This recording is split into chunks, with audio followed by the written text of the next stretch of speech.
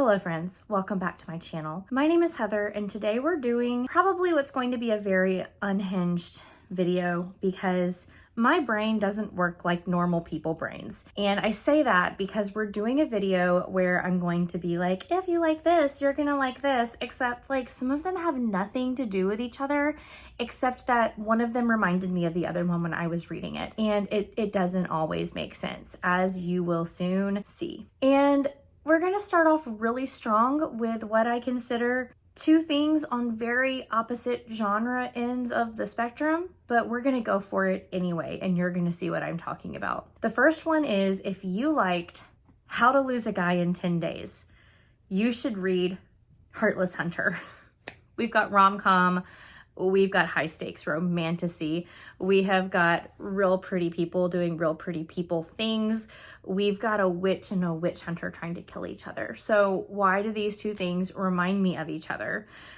I'm not going to give spoilers in this video, and so that means that for some of these things I can't talk too much about why one thing reminds me, but I think that it could be a really fun conversation if you're somebody that like exists within the overlap of what I'm going to say. But with this one, in How to Lose a Guy in 10 Days, we have got Kate Hudson and Matthew McConaughey, and they work for rival publications, and they need information for articles that they are going to write. And so in order to get this information, they have to date each other without knowing that the other person has an agenda for why they're dating that person.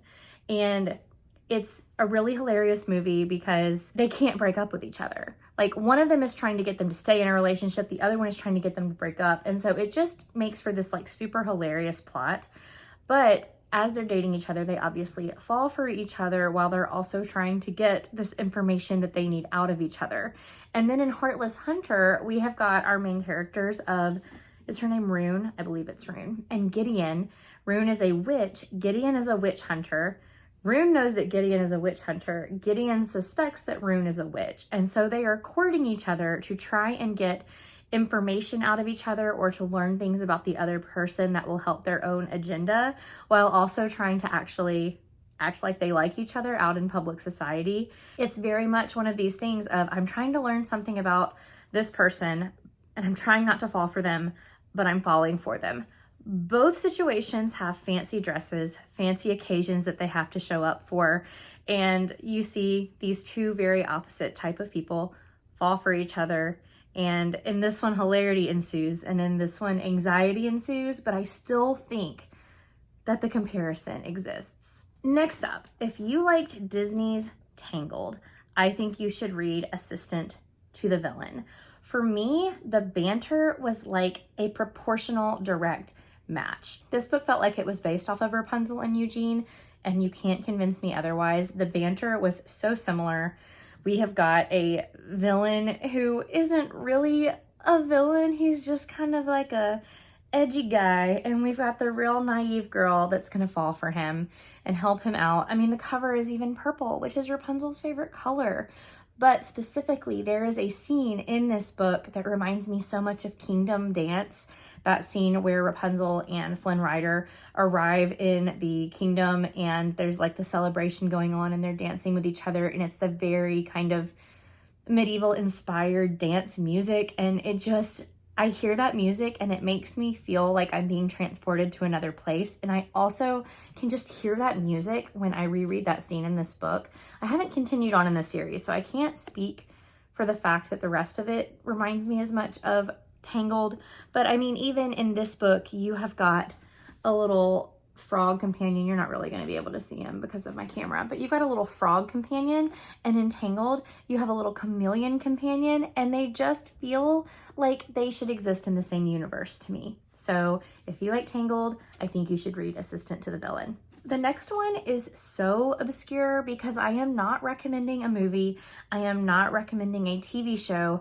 I am recommending a specific episode of a TV show. And that is, if you liked Gabrielle Zevin's Tomorrow and Tomorrow and Tomorrow, you need to watch season 1, episode 5 of Apple TV's Mythic Quest. I know that seems so random, but this is considered a standalone episode in Mythic Quest, so you don't have to have seen the rest of Mythic Quest to appreciate the episode.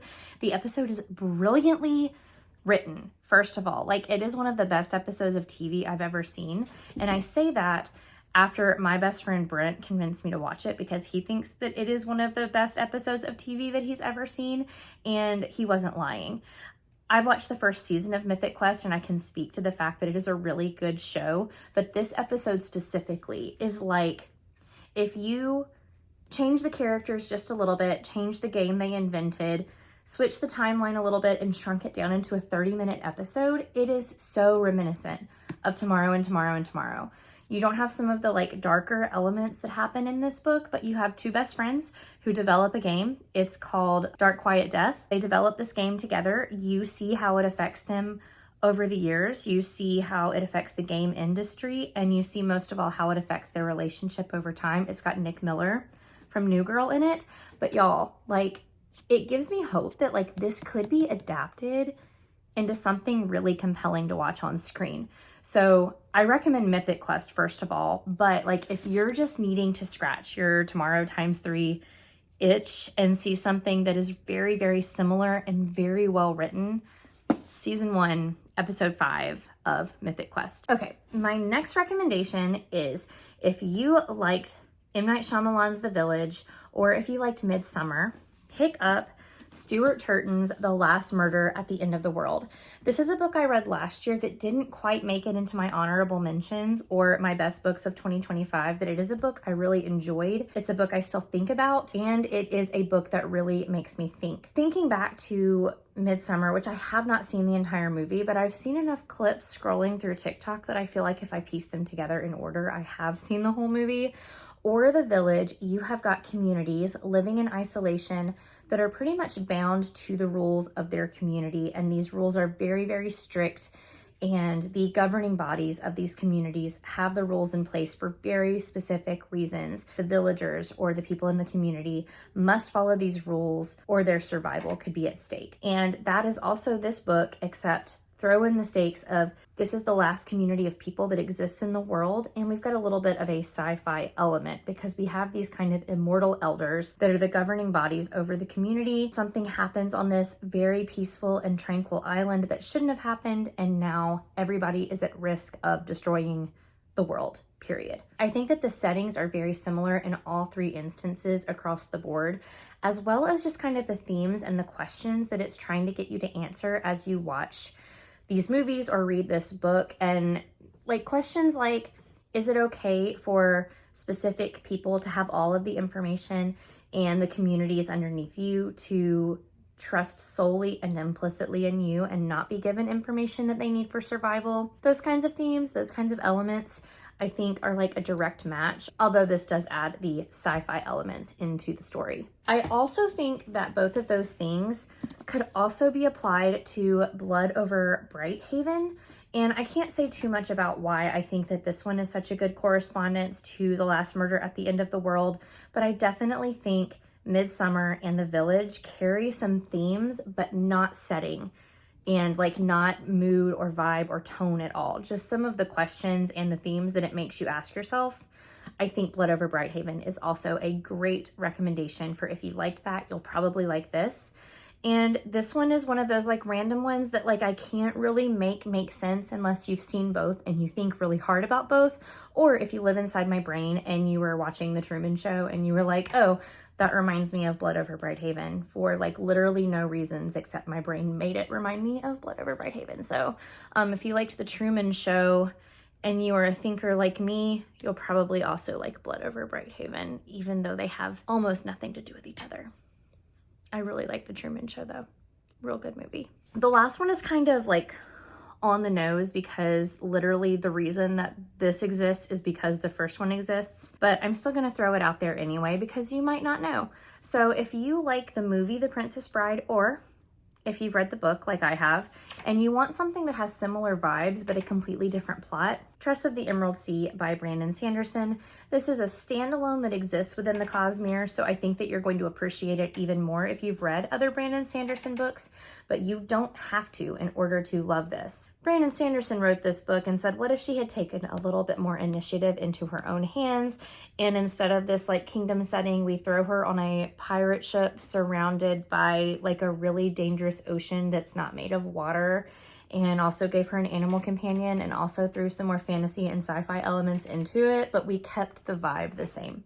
So if you liked The Princess Bride and you didn't know that Brandon Sanderson was heavily influenced by it, I think that you should read Tress of the Emerald Sea. It is completely different feeling than anything else in the Cosmere. So even if you're like, I tried a Brandon Sanderson book and I really didn't like it, so I'm not gonna pick up Tress of the Emerald Sea, still give it a chance. This one is like super quirky. It reads a little bit younger because our heroine is younger, and it has a really, really sweet love story and just like an oddball character who you can't help but root for. And it also has great deaf representation in it. So not that The Princess Bride does, I just always feel like throwing that in there because that's something that I'm passionate about.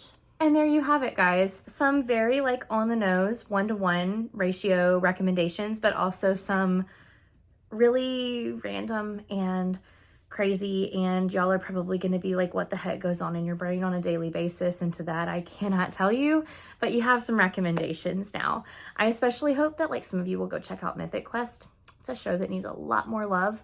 And I don't know if you have any that you're like, oh my gosh, this is also one that like I never have a reason to talk about because I think that it's so unhinged. Please leave it down in the comments because I would love to know what movies remind you of books or what books remind you of TV shows and that kind of thing. And I will see you guys in another video very soon.